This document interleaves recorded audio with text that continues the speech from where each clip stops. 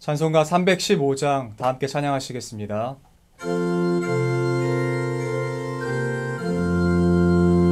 내 주 되신 주를 참 사랑하고 또 그에게 죄를 다고합니다. 그는 은혜를 주신 내 예수시니 이전보다 더욱 사랑합니다. 주 날 살아가사 구하시려고 저 십자가 고난 당하셨도다. 그가 시관 쓰신 대주를 배우니 이전보다 더욱 사랑합니다. 내 평생에 힘쓸 그 큰 의무는 주 예수의 덕을 느낌이라. 숨질 때에까지 내 할 말씀은 이전보다 더욱 사랑합니다. 그 영광의 나라 나 들어가서 그 풍성한 은혜 늘 감사하리.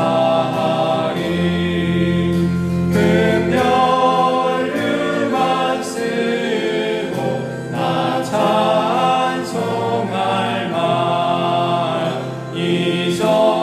이전보다 더욱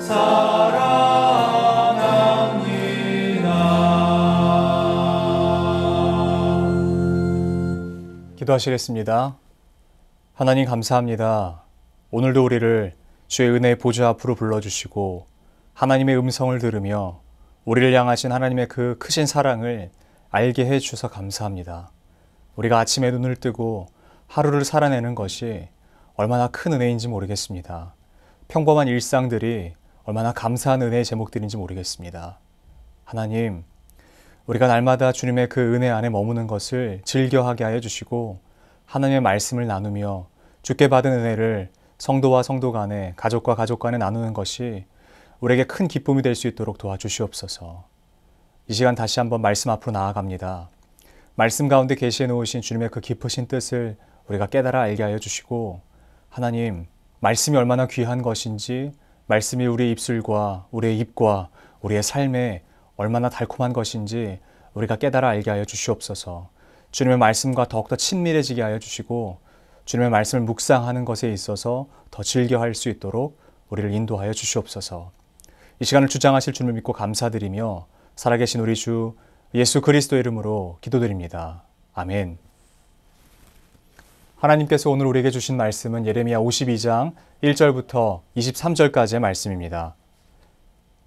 시드기야가 왕위에 오를 때의 나이가 21세라. 예루살렘에서 11년 동안 다스리니라. 그의 어머니의 이름은 하무달이라. 렘나인 예레미야의 딸이더라. 그가 여호와김의 모든 행위를 본받아 여호와 보시기에 악을 행한지라. 여호와께서 예루살렘과 유다에게 진노하심이 그들을 자기 앞에서 쫓아내시기까지 이르렀더라. 시드기야가 바벨론 왕을 배반하니라. 시드기야 제9년 열째 달 열째 날에 바벨론 왕 느부갓네살이 그의 모든 군대를 거느리고 예루살렘을 치러 올라와서 그 성에 대하여 진을 치고 주위에 토성을 쌓음에 그 성이 시드기야 왕 제11년까지 포위되었더라. 그의 넷째 달 9일에 성징의 기근이 심하여 그 땅 백성의 양식이 떨어졌더라. 그 성벽이 파괴됨에 모든 군사가 밤중에 그 성에서 나가 두 성벽 사이 왕의 동산 견문길로 도망하여 갈대아인들이 그 성읍을 에워쌌으므로 그들이 아라바 길로 가더니 갈대아 군대가 그 왕을 뒤쫓아가서 여리고 평지에서 시드기야를 따라잡음에 왕의 모든 군대가 그를 떠나 흩어진지라. 그들이 왕을 사로잡아 그를 하맛 땅 리블라에 있는 바벨론 왕에게로 끌고 가매 그가 시드기야를 신문하니라. 바벨론 왕이 시드기야의 아들들을 그의 눈앞에서 죽이고 또 리블라에서 유다의 모든 고관을 죽이며 시드기야의 두 눈을 빼고 놋사슬로 그를 결박하여 바벨론 왕이 그를 바벨론으로 끌고 가서 그가 죽는 날까지 오게 가두었더라. 바벨론의 느부갓네살 왕의 19째 해 5째 달 10째 날에 바벨론 왕의 어전 사령관 느부사라단이 예루살렘에 이르러 여호와의 성전과 왕궁을 불사르고 예루살렘의 모든 집과 고관들의 집까지 불살랐으며 사령관을 따르는 갈대아 사람의 모든 군대가 예루살렘 사면 성벽을 헐었더라. 사령관 느부사라단이 백성 중 가난한 자와 성중에 남아있는 백성과 바벨론 왕에게 항복한 자와 무리의 남은 자를 사로잡아 갔고 가난한 백성은 남겨두어 포도원을 관리하는 자와 농부가 되게 하였더라. 갈대아 사람은 또 여호와의 성전의 두 놋기둥과 받침들과 여호와의 성전의 놋대야를 깨뜨려 그 놋을 바벨론으로 가져갔고 가마들과 부삽들과 부집게들과 주발들과 숟가락들과 섬길 때에 쓰는 모든 놋그릇을 다 가져갔고 사령관은 잔들과 화로들과 주발들과 솥들과 촛대들과 숟가락들과 바리들 곧 금으로 만든 물건의 금과 은으로 만든 물건의 은을 가져갔더라. 솔로몬 왕이 여호와의 성전을 위하여 만든 두 놋기둥과 한 바다와 그 받침 아래에 있는 12놋 이 모든 기구의 놋 무게는 헤아릴 수 없었더라. 그 기둥은 한 기둥의 높이가 18규빗이요 그 둘레는 12규빗이며 그 속이 비었고 그 두께는 4손가락 두께이며 기둥 위에 놋머리가 있어 그 높이가 5규빗이요 머리 사면으로 돌아가며 꾸민 망사와 석류가 다 놋이며 또 다른 기둥에도 이런 모든 것과 석류가 있었더라. 그 사면에 있는 석류는 96개요 그 기둥에 둘린 그물에 있는 석류는 도합이 100개이었더라. 아멘. 저는 오늘 이 본문 말씀을 가지고 성전은 무너져야 한다 라는 제목으로 잠시 하나님의 말씀을 증거하도록 하겠습니다. 느부갓네살 왕의 즉위 19째 해 5째 달은 주전 586년을 의미합니다. 그 해를 진정한 이스라엘의 멸망으로 보기 때문에 굉장히 중요하게 우리가 기억해야 하는 한 해입니다. 그때 비로소 예루살렘에 있던 성전이 멸망되었습니다. 성벽이 다 불타고 성전 기구들을 다 빼앗기고 성전 터도 다 불이 탔습니다. 유대인들에게는 절망적인 순간이죠. 그 전까지는 수차례의 전쟁이 있었지만 성전만큼은 무너짐을 경험해 본 적도 무너질 것이라고 상상조차 해본 적이 없었을 것입니다. 그러나 지금 그 일이 벌어진 것입니다. 왕이 잡혀갈 때도 다른 모든 사람들이 포로로 잡혀갈 때도 그들은 멸망이라고 이야기하지 않았지만 성전이 무너지자 비로소 그들은 이제 우리나라는 끝이 났다라고 생각하게 됩니다. 그러나 우리는 이 사건에서 기억해야 하는 것은요. 예루살렘 성전의 멸망이 곧 하나님의 멸망이라고 하는 것으로 의미하지 않는다는 것을 깨달아야 합니다. 하나님이 지셨기 때문에 바벨론에게 사로잡히고 능욕을 당하고 성전 모두가 불타고 성전 기구들을 다 빼앗긴 것이 아니다라고 하는 것이죠. 여러분, 하지만 유대인들은 이 성전의 멸망이 곧 하나님의 멸망이라고 생각하기 시작합니다. 하나님께서는 이미 수차례 경고와 수많은 선지자들을 통하여 말씀하신 대로 그 일을 행하셨을 뿐이죠. 만약에 하나님께서 그 상황 가운데에 바벨론에게 진 것이라면 이 일은 미리 예견되지 않았겠죠. 그 땅에 죄가 가득하자 이제는 하나님께서 더 이상 그곳을 두고 보지 아니하시며 이스라엘 그 땅을 심판하신 것뿐입니다. 예루살렘 성전의 멸망이 모든 것이 끝난 것을 의미하지 않습니다. 오히려 하나님의 하나님 되심이 드러나는 장면입니다. 왜냐하면 더 이상 성전이 아니었기 때문에 그래요. 그곳은 마치 하나님을 대적하여 세워진 우상을 숭배하는 장소와 다를 바가 없어진 것입니다. 하나님께서 예배를 받으셔야 합당한 그 장소에서 하나님을 향한 예배를 드리는 것이 아니라 자기가 생각하는 그 신을 향해서 예배를 드리기 시작한 것이죠. 사실 이것은 여러분 10계명의 두 번째 계명과 맞닿아 있습니다. 하나님께서 자기를 위하여 모든 그 우상을 새겨서 만들지 말라라고 말씀하셨죠. 그것과 마찬가지로 하나님께서는 왜 그렇게 말씀하셨냐면요. 단순히 우상을 새기고 우상을 만드는 것을 하나님이 싫어하셔서 물론 그것도 있지만 그것보다 하나님이 더 싫어하셨던 것이 있어요. 여러분, 이것에 대한 질문을 우리가 정확하게 그 질문과 대답을 알기 위해서는 질문을 바꿔보면 됩니다. 왜 그렇다면 사람은 그토록 이렇게 우상을 만들기를 원하는가? 라고 하는 질문을 조금 바꿔서 생각하면 훨씬 더 쉽게 대답을 찾을 수 있게 됩니다. 여러분, 사람들은 자기의 손으로 만드는 그 우상을 만들기를 좋아하는 것 같아요. 하나님께서는 그렇게 새긴 우상을 만들지 말라라고 명령하셨음에도 불구하고 사람들은 눈에 보이는 우상을 만들기를 좋아하는 것 같아요. 왜 그럴까요? 그 우상을 만들어서 자동차 룸밀러에, 내 주머니에, 지갑에, 그리고 내 집에 여러 군데에 두기를 좋아하는 것 같습니다. 과연 왜 그럴까요? 눈에 보이는 신이 나를 지켜준다라고 안위하는 마음을 갖기 때문에 그런 것입니다. 반대로 눈에 보이지 않는 하나님은 나를 지켜주지 못한다라고 믿기 때문에 그런 것입니다. 예루살렘에 있던 그 성전이 하나님을 예배해야 되는 그 예배 처소였음에도 불구하고 제사도 있었고 제사장도 있었고 실제로 드려지는 그 제사들이 있었습니다. 그 모든 제사가 있었음에도 불구하고 하나님은 그 땅에서의 제사를 받지 않으시기로 결정하세요. 왜냐하면 하나님을 예배해야 되는 그 장소에서 하나님이 아닌 다른 것들을 예배하기 시작했기 때문에 그렇습니다. 그러므로 요시야와 그리고 히스기야를 통해서 산당을 깨버리셨던 그 손길과 마찬가지로 하나님의 손을 들어서 예루살렘 성전을 깨 부수시기 시작한 것입니다. 바벨론을 통하여서 예루살렘 성전의 그 성전을 허무시기 시작한 것이에요. 바벨론의 손으로 허문 것이 아니라 하나님의 손으로 바벨론을 사용하셔서 허물고 계신 것이에요. 솔로몬의 성전에는 두 개의 기둥이 있습니다. 우편의 기둥이 야긴이고요. 좌편의 기둥이 바로 보아스입니다. 여러분, 야긴의 뜻은 그가 굳게 하신다라는 뜻입니다. 그리고 보아스의 뜻은요, 여호와의 능력이 그 속에 거하신다라는 뜻입니다. 그런데 지금 이 기둥들이 뽑혀갔다고 의미합니다. 이 기둥들이 뽑혔다라고 의미해요. 그 터가 뽑혔습니다. 그것은 무슨 의미일까요? 더 이상 하나님께서 이 성전 안에 계시지 않는다라는 것이에요. 하나님께서 하나님의 성전에 계시지 않는다라는 것이에요. 여러분, 사실 잘 따져보면요, 하나님께서 그 성전, 사람의 손으로 세워놓으신 그 자리로 임해 주셨던 것입니다. 이것은 전적인 하나님의 은혜인 것이죠. 여러분, 어떻게 하나님의 그 광대하심을 성전 그 작은 것 안에 가둬놓을 수 있겠습니까? 하나님께서 은혜로 말미암아 그 장소에 임해 주셨던 것입니다. 그 자리에 임재하셔서 사람들이 드리는 예배를 받아주셨던 것이죠. 하나님께서는 이렇게 하심으로 유다의 멸망은 하나님의 심판이라는 것을 말씀하십니다. 야긴과 보아스가 뽑힘으로 말미암아요. 여러분, 역대하 7장 16절에서 18절 말씀에는요, 하나님께서 명하신 모든 것들, 그리고 그의 백성 이스라엘이 지켜 행하면 하나님께서 그 땅을 떠나지 않겠다라고 말씀하시고 그들을 견고하게 하신다라고 말씀하셨습니다. 그러나 바로 이어지는 19절에는요, 이렇게 기록되어 있습니다. 만일 돌아서서 내가 너희 앞에 둔 내 율례와 명령을 버리고 그가 다른 신들을 섬겨 그들을 경배하면 내가 너희에게 준 땅에서 그 뿌리를 뽑아내고 내 이름을 위하여 거룩하게 한 이 성전을 내 앞에서 버려 라고 말씀하십니다. 여러분, 그러니까 이스라엘 성전의 멸망은 결코 하나님의 실패가 아닙니다. 그들이 하나님의 말씀을 버리고 하나님의 그 율례와 율법을 지켜 행하지 않음으로 말미암아 하나님께서 그 땅에서 뿌리를 뽑아내신 것뿐이에요. 성전을 버리신 것이에요.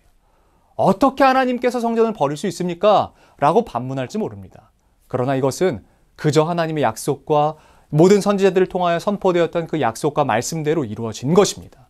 그 경고를 만약에 들었더라면 역대하 7장 16절 18절에 기록된 말씀처럼 하나님의 율례와 말씀을 지켜 준행했더라면 그 성전은 결코 멸망당하지 않았을 것입니다. 예루살렘 모든 사람들, 특별히 하나님의 말씀을 맡은 선지자들도요, 성전만큼은 허물어지면 안 된다라고 생각하고 기도했습니다. 하나님과 씨름했던 선지자들이 많습니다. 그러나 하나님께서는 이렇게 말씀하세요. 반드시 성전이 무너져야 한다라고 말씀하세요. 그 일들을 하나님이 지금 행하고 계시는 것뿐이에요. 하나님께서 성전을 불태워버리고 사람들로 하여금 속담거리가 되게 하신 것은요, 이것을 통해서 하나님께서 원하시는 일이 있기 때문에 그런 것입니다. 여러분, 하나님 앞에 서서 마치 하나님을 대적하는 것처럼 그 앞에 서서요, 성전 파괴만큼은 안 된다라고 말했던 선지자가 있습니다. 여러분이 잘 아시다시피 그 선지자는 바로 하박국입니다. 하박국 선지자가요, 하나님 앞에 서서 마치 하나님을 대적하고 하나님의 명령을 지켜 준행하지 않는 것처럼 모습이 보일 만큼 마치 대드는 것과 같아요. 그런데 그 앞에 서서 하나님께 이렇게 기도하는 것이에요. 하나님, 어찌 성전이 멸망당하는 것이 가능합니까? 성전 멸망만큼은 안 됩니다. 라고 하나님께 계속해서 말하는 것이에요. 하나님, 성전 멸망은 안 됩니다.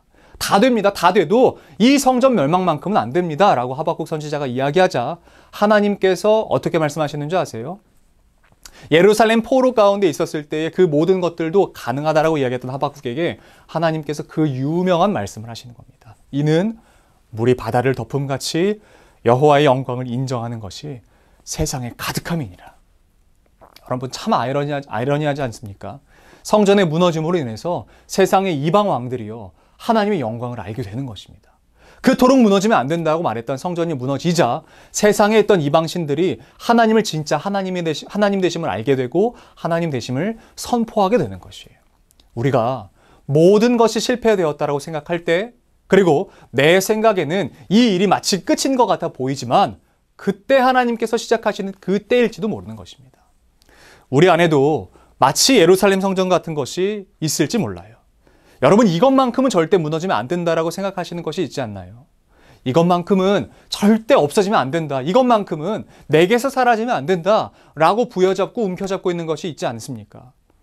그것이 사역일 수도 있고요. 저와 같은 사역자들에게는요. 그것이 마치 사역일 수도 있어요.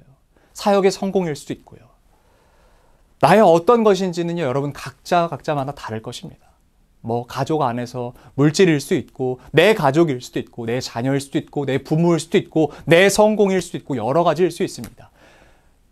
모든 선지자들이 하나님 앞에 서서 이것만큼은 안 됩니다라고 마치 외쳤던 그 예루살렘 성전과 같은 것이 우리들 안에도 있을지 모릅니다. 만약 여러분 그것이 또 그 장소가 가장 부패한 곳이라면요. 하나님께서는 반드시 그 성전을 허무실 것입니다. 하나님의 말씀이 바로 서지 못하게 하는 그 장소라면요. 반드시 하나님께서 그것을 허무실 것이에요. 그러므로 여러분 우리가 먼저 해야 되는 것은 무엇이겠습니까? 우리가 하나님께로 돌아가는 것이에요. 주의 말씀으로 나아가는 것입니다. 하나님의 보좌 앞으로 나아가는 것입니다. 여러분 성전 자체가 중요한 것이 아닙니다.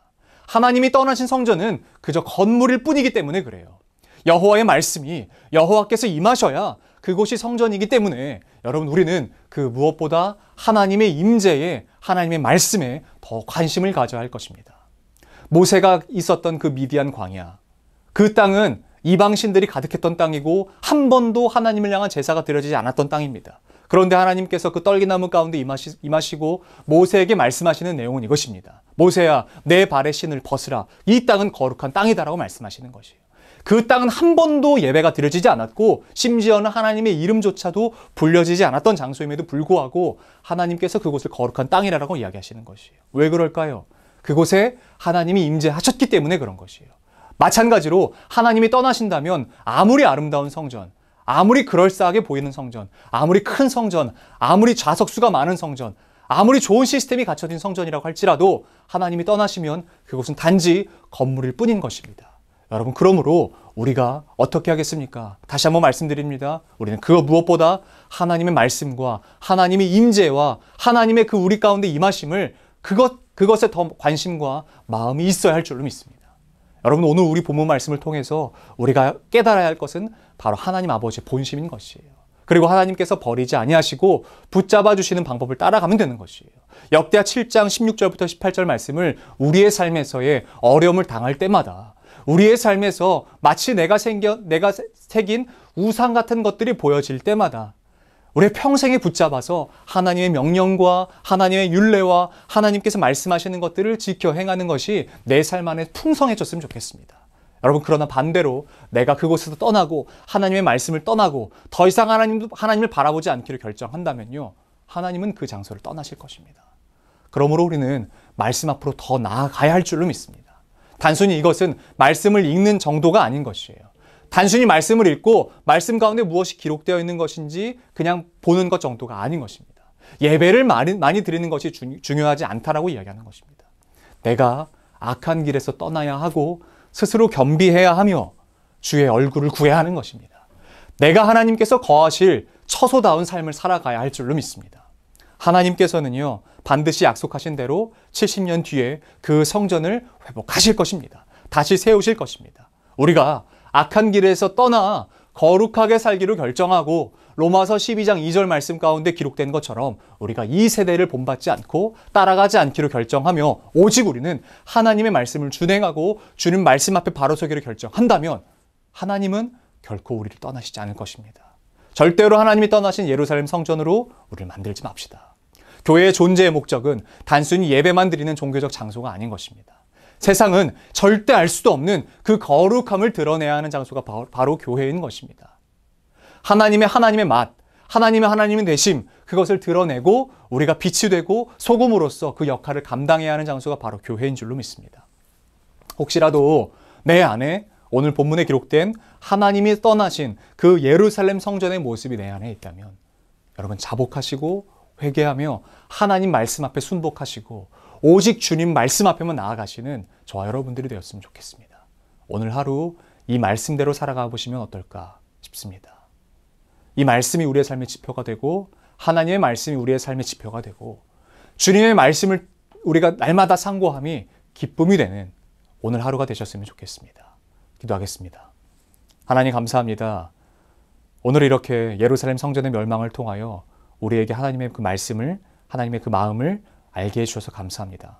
하나님, 우리는 역대 말씀 가운데 기록되는 것처럼 주님의 말씀을 지켜 행하기를 원합니다. 악한 길 가운데서 떠나기를 원합니다. 스스로 겸비하기를 원합니다. 아버지의 이름을 구하며 아버지의 영광을 구하며 거룩하게 살아가고 싶습니다.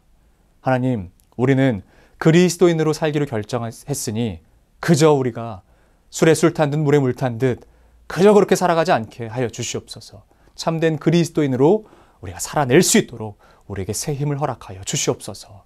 오직 우리는 이 세대를 본받지 않고 거룩하신 하나님의 그 뜻과 하나님의 방식을 따라갈 수 있도록 우리를 인도하여 주시옵소서. 우리 이어서 주님께서 가르쳐주신 기도로 오늘 예배를 마치도록 하겠습니다. 하늘에 계신 우리 아버지, 아버지의 이름을 거룩하게 하시며 아버지의 나라가 오게 하시며 아버지의 뜻이 하늘에서와 같이 땅에서도 이루어지게 하소서. 오늘 우리에게 일용할 양식을 주시고 우리가 우리에게 잘못한 사람을 용서하여 준 것 같이 우리 죄를 용서하여 주시고 우리를 시험에 빠지지 않게 하시고 악에서 구하소서. 나라와 권능과 영광이 영원히 아버지의 것입니다. 아멘.